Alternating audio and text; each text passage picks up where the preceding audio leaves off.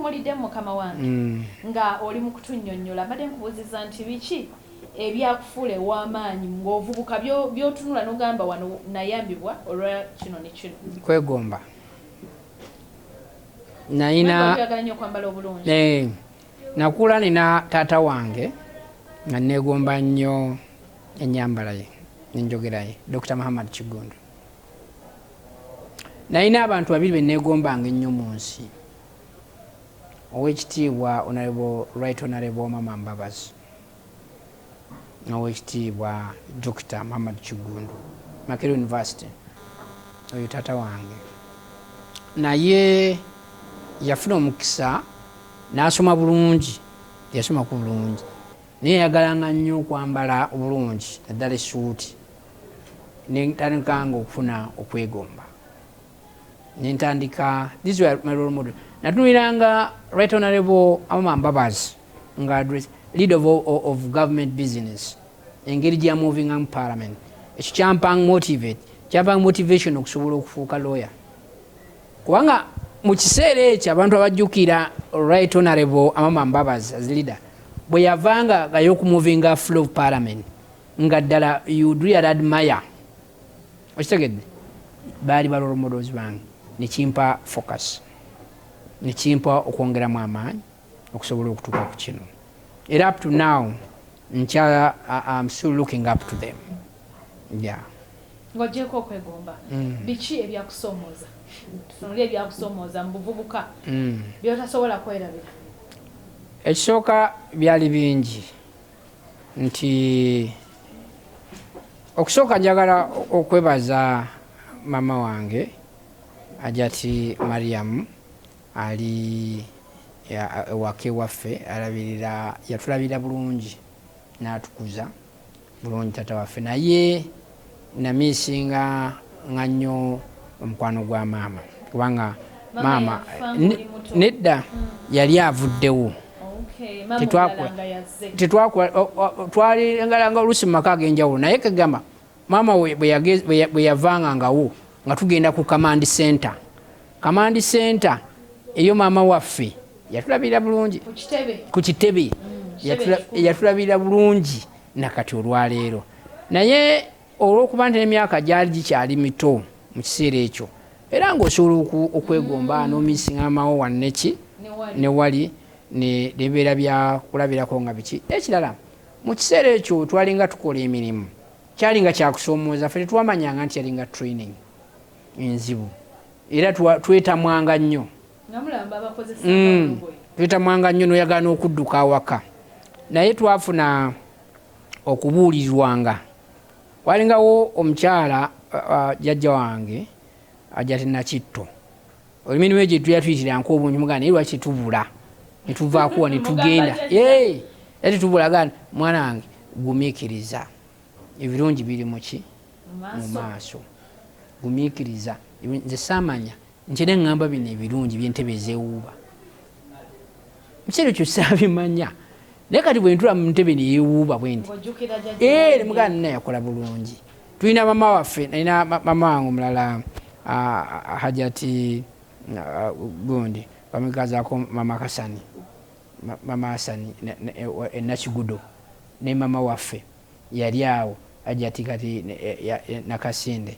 Naye twaddukangayo olw'ebibonerezo ebyalinga ebingi mu kiseera ekyo. Nkulu agamba kino mujja kukifuna through hard way. Ffe tugamba nti si bwe kyandikoze eki, ffe tuli baana, buli kimu kyetaagisa okukola ki.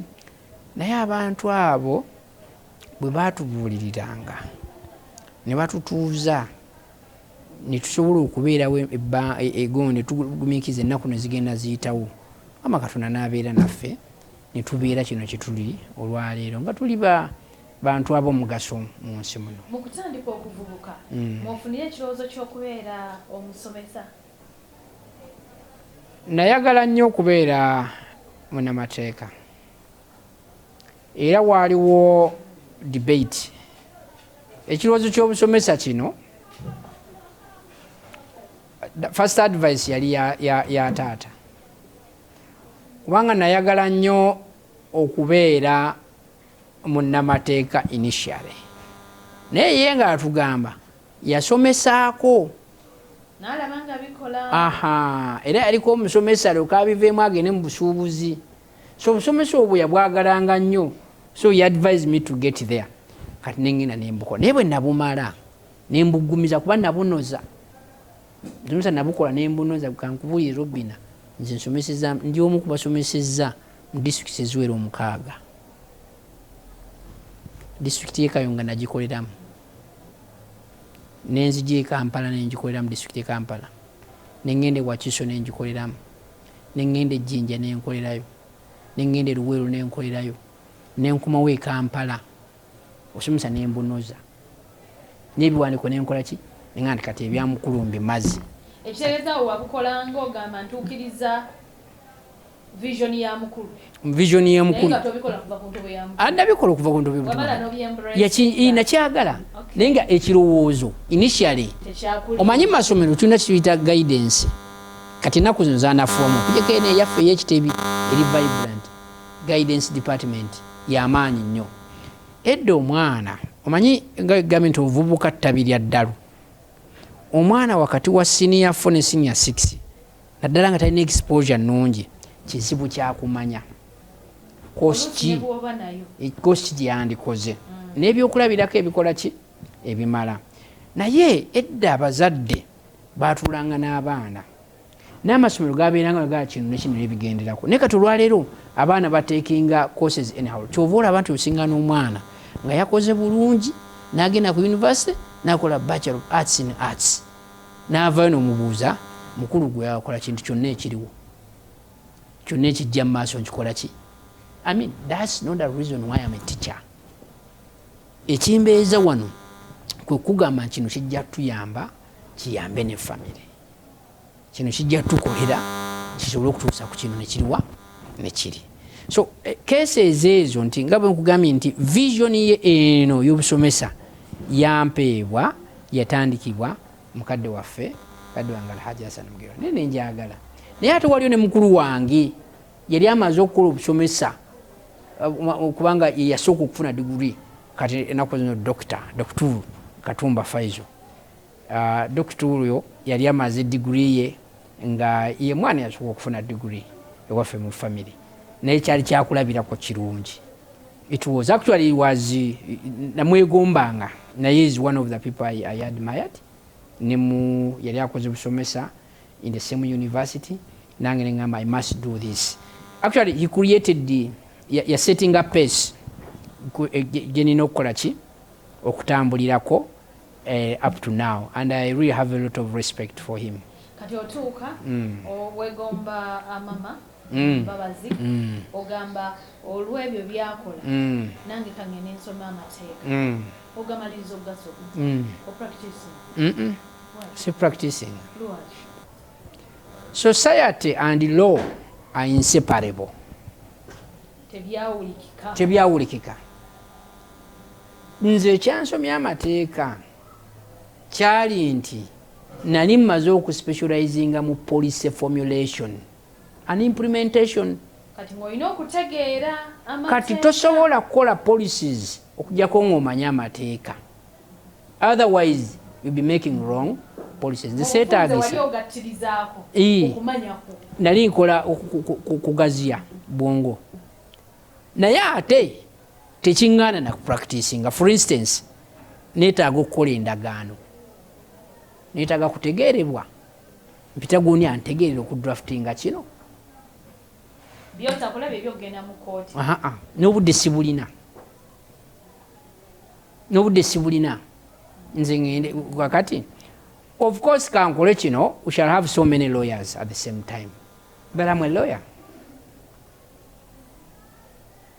Okusoma ebintu ebingi because bwe nabadde nkusomako ng'abantu badde mbategeezezza ndowooza ofubye okusoma ebingi mu human resource n'obaayo, mateeka n'obaayo, muki n'obaayo. What is the incense mu kusoma ebyo?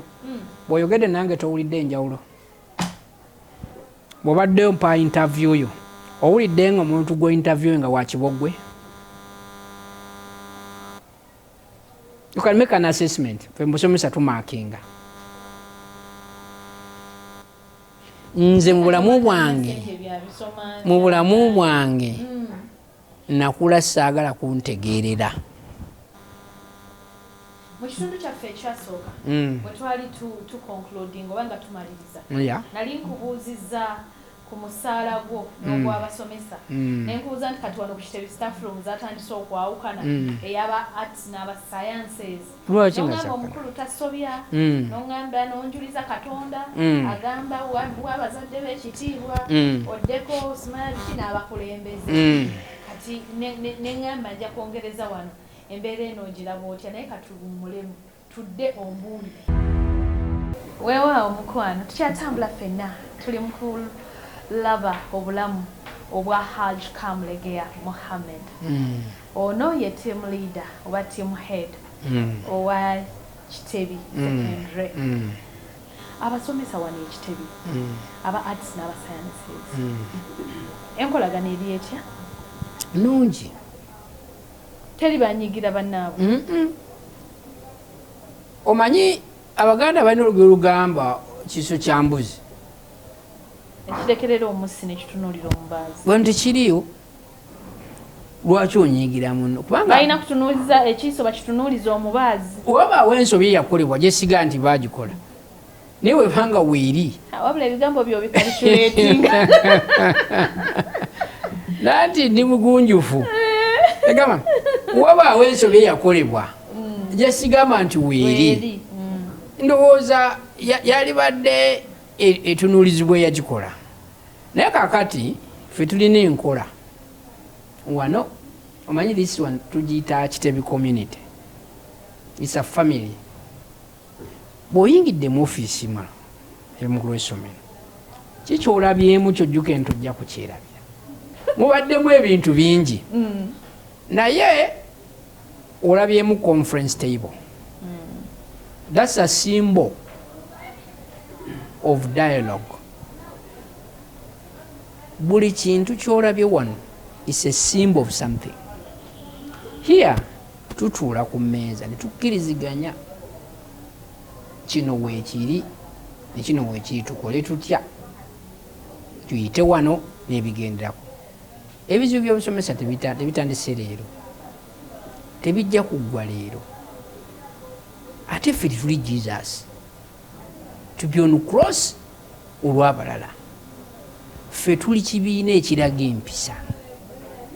Abaana betraininga mu ggwanga mu be ba leaders b'enkya.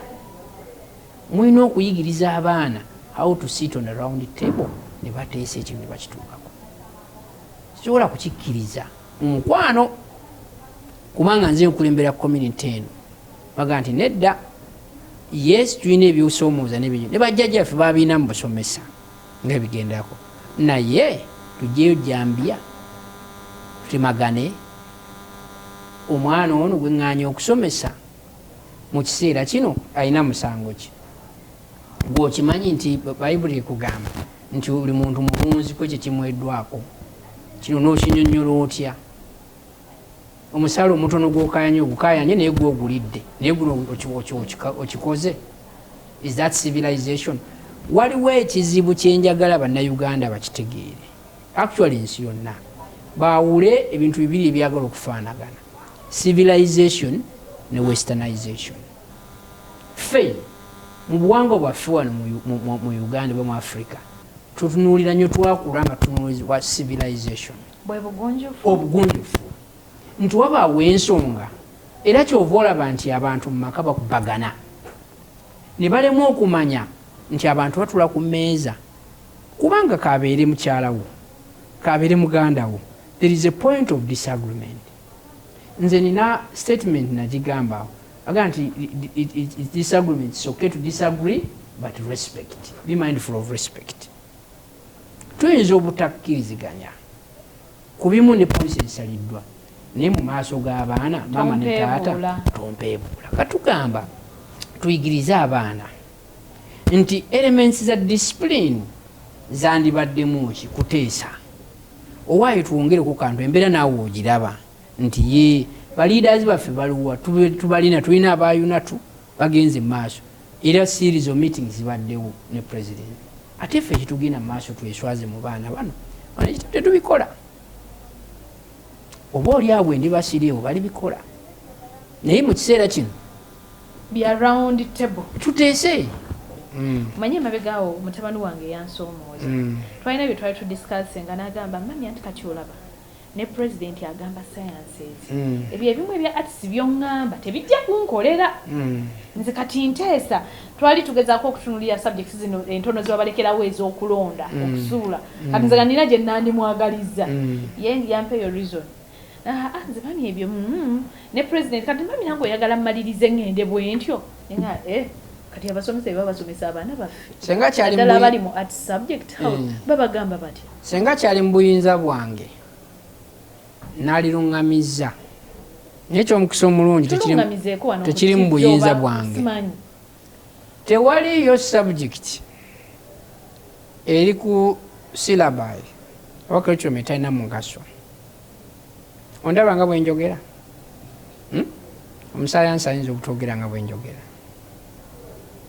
kyokka bw'oba weetaaga abantu bagenda mu conference kuteesa oneetaaga nze ndowooza nti let's not misrepresent facts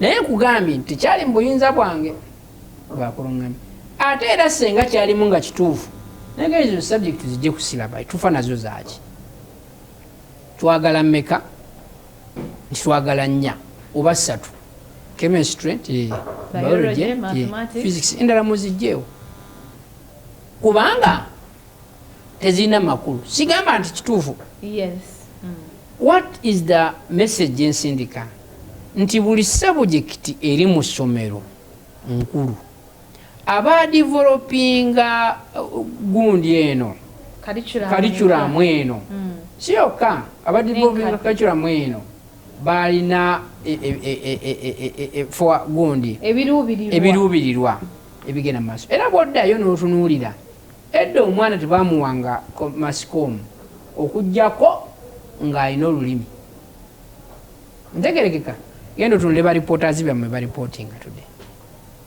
omutumu ogenda okukwata story najja giteekawa nze waliwo omu gwe nagobye mu ofiisi yange came to me nga tamanyi nakola interview ayasikite gentleman ne mugamba nti yona emyaka emeka mu mawulire nti 2 ate oyo nga aswaza ne mugamba nti ebibuuzo by'obuuza tebabibuuza senior man of my nature njagala okubuulira nti ekisooka mu byonna nga tunatunula kintu kyonna tutunuulire obusobozi bw'abaana buli luddawa nze agamu ku maanyi ge nnina is the identification of the talent and nurturing that talent mu mwana irrespective of the science the subject n'ebigenderako lwekyo kyerina okutegeeza nti tumalaamu baana maanyi kubanga osobola omufuusinga mu science would you like to be operated by omwana atabasobola dde okukwata akamba akusalaagagambe nti by mistake akonye ku mutima eyenyinyala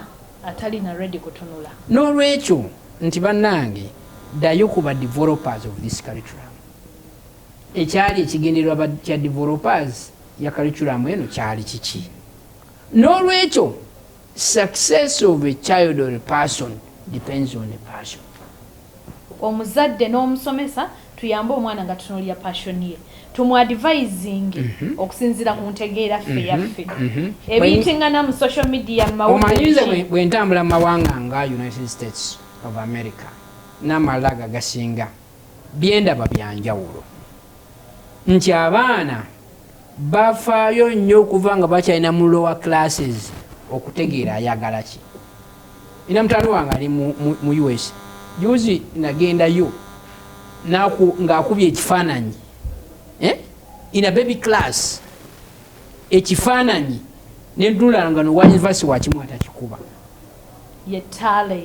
I quickly understood this is an artist okitegedde era kati newomusika otya nomugamba nti I want you to be an engineer oba omala budde kale bannange sigenda kusukka waawo Sunday eno nsaba okkirize tufundiikire bwe tutyo njagala mu kitundu kyaffe ekyokusatu era ekijja okusembayo Mwami Muhammed Kamulegeya Haji team leader atunnyonnyole babimwogerako nti ye atambulidde kaweevu kwegamba ku myaka emito okufuuka head mu masomero omuli ne Harvard gye yatugambye ey'ekibuli mubimwogerako nti alina abamujajjatta oba abamuwembejja twagala atubuulire kiri kitya twagala atunyonyole kusoomoozebwa okuliwo mu mulimu guno ogw'obusomesa ye bannaffe new curriculum eno tugitegeera tugenda gisomesa tutya era tugenda kweyamba tutya ye ne bannaffe abali ku university abakyasoma mu nsoma eri enkadde naye ng'ate eno mu secondary curriculum zaakyuse gye bajja okusomesa bo bagenda kwekwata batya n'atugamba nti amanyi okukozesa aka resource akatono n'akamanaginga bulungi tubadde ne bu resource obutono obw'enjawulo noga njagala kukola omudaala gwa chapati naye munaine ebituuka ne bigaana tetumanyi kumanaginga abamu ne tubaako n'ennyingi n'otandika saluuni ng'eva kuno nakuli within 3 months neegwa naye munaye kiti ebitugira bigenda mu maaso byenjagala tutangaza Sunday nze Ssanyu Rubina Mweruka katono omulungi ow'ekisa abakuumi